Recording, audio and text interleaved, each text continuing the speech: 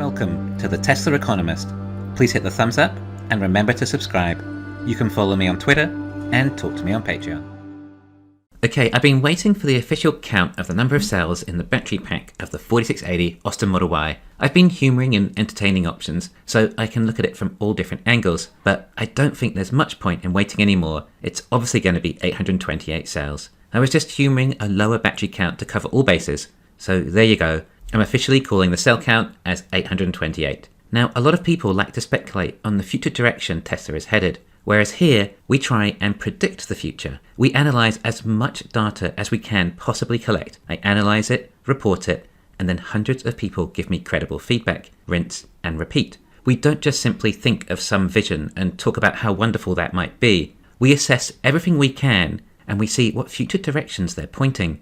We can then assess certain futures and assign a potential weighting factor on them. We can then use said probable outcome as an element in our investing or trading decisions. We aren't doing this purely for fantasy. We're trying to predict the future here, which is what investing is, the sport of predicting the future. As you know, I've been covering 4680 cells in some fairly intense detail, including every characteristic of the new vehicles, and I have to say that the evidence is starting to look pretty stacked that these vehicles' ranges are not adding up to the claimed range, implying that Tesla are limiting the range of the vehicles with software. Something not only is Tesla capable of, it's something they've done in the past. If you were wondering why Tesla would limit the range and performance of these vehicles when they're battery constrained, I have explained in the past that it may be a necessary requirement for structure, but even if it's not, then it's still more profitable including the extra cells inside the vehicle. So we're going to explore all the reasons that I think Tesla is using software upgrades with the 4680 battery packs. Let's face it though, the ability to buy a car at a lower cost now that is more standard with the ability to upgrade it later is going to be one seriously cool product.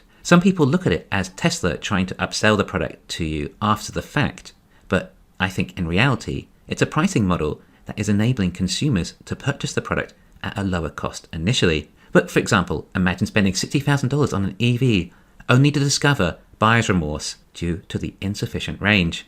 Well, if you knew that you could remedy that one day with a $5,000 software upgrade, it probably wouldn't bother you so much. In fact, it might have made the initial purchasing decision easier. For example, some consumers may be concerned about spending $60,000 on an EV that only has 280 miles of range. What if that's not enough range? Would you have to sell it, then buy another, more expensive, long-range EV and have to go back on a waiting list? From a marketing perspective, for price and product, this is absolutely fantastic. I'm 100% behind the software upgrade from a consumer standpoint, an investor, and I think for the overall mission. And just remember, if Tesla sold all these Model Ys software unlocked for $60,000, then the waiting list just gets too long, which is bad business. It's good business to make a product so coveted everyone wants one, but you need to manage such an insane demand. So what's in this cell that may give it that much more range? Well, what if it's using the same chemistry in the cathode as the 2170? We know that Tesla are using cobalt in the 4680 due to limiting factors video with the teardown on the 4680 cathode. This was, however, a Kato road cell, so we don't know if it's the same for Austin. But to be honest, the cathode doesn't actually make that much difference in energy density or range. That wasn't the revolutionary new chemistry that increased range. No, it was the anode, the additional silicon added in with the graphite. And this is so underrated, it's the biggest deal in the cell as far as range improvement is concerned. We do not, however, have a breakdown of how much silicon is being used in the new anode. Silicon can contain a lot more lithium than graphite and improves the energy density of the cell dramatically. In other words, this is where the magic is happening.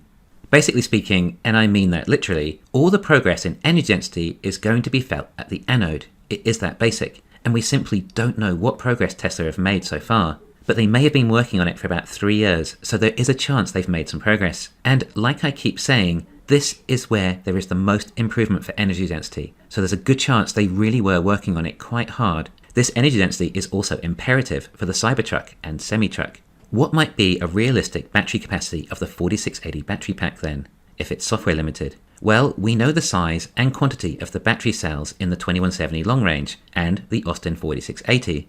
With that, we're able to calculate that the 4680 battery pack appears to have about 3% more volume for a jelly roll. Thus, a higher volume would mean more space for a higher kilowatt-hour battery. Well, if the current long-range usable battery pack is 75 kilowatt-hours, then an additional 3% takes it to 77 kilowatt-hours.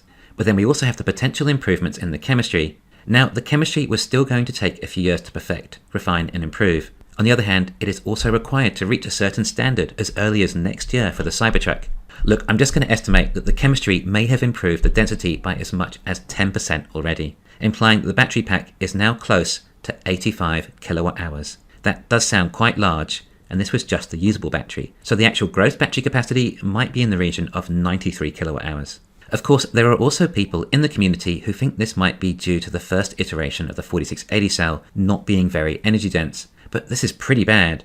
Do we really think that Tesla's latest state-of-the-art, with billions of dollars invested and the brightest minds on the planet working on it over years, that they ended up with a battery that has 20% less energy density? Really, ask yourself, does that sound likely? This is a reasonable sized battery then, but not that excessive. I mean, there are plenty of EVs with batteries in excess of 100 kilowatt hours. In fact, it's actually not that big a deal if you have a large battery, if it ends up weighing less than a smaller battery. Vehicles are built with structure. There's a lot of metal used in maintaining the vehicle structure and stiffness.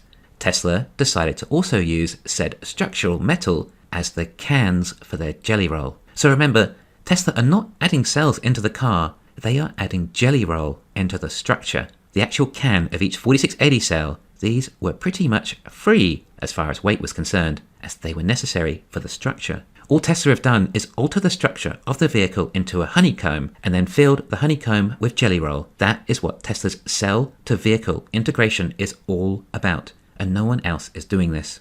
Anyway, long story short, we also know that through this process, and perhaps a few others, Tesla have managed to shave off at least about 143 pounds of weight. It may be even more officially. So let's just gather all the data we have here. We have one vehicle with a smaller 75 kilowatt hour battery pack, an additional 143 pounds of weight, but also achieving an extra 50 miles of range, or 18% more range, compared to the Austin Model Y that potentially has an 85 kilowatt hour battery pack, weighs 143 pounds lighter, and gets about 50 miles less range. Do you see where I'm coming from now? Alright, so what kind of range could this vehicle be capable of?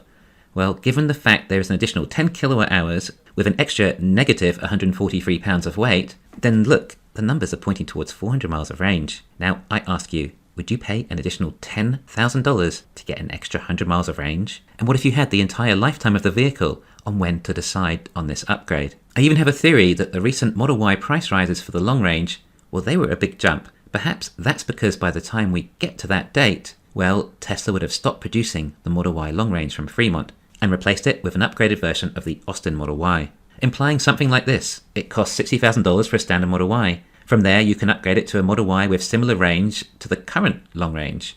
That upgrade would cost $6,000, hence why the long range now costs $66,000. Because by the time the waiting list is exhausted for the lower cost Model Ys, the 2170 will no longer be for sale, and consumers have to buy the 4680 version long range instead. Tesla would have effectively underpromised and overdelivered. Underpromised on a 2170 long-range Model Y, overdelivered on a lighter weight, better handling, better braking, safer, more upgradable vehicle for the same price. And let's face it, it was a big price jump, which might justify the new Model Y. A larger battery doesn't just offer increased range and performance. There are other such benefits too, all of which would add to the Tesla experience. For example, it means that you can charge faster. It also means that regenerative braking is more effective. Anyway, my point is that if these batteries are so much more efficient than the previous versions, like 2170, then I would say it's likely that the Model Y from Austin could probably achieve the 280 mile range with just a 50 kilowatt hour battery. However, we're now estimating that this battery could be in excess of 80 kilowatt hours. This is really interesting and going to be detrimental to Tesla's business model moving forward. It would be seriously cool if you could range unlock these cars, and we suddenly discover they have ranges of mid 300 miles. The stock price might also have something to say about that. Thanks for listening. Please hit the thumbs up and subscribe. You can follow me on Twitter and talk to me on Patreon.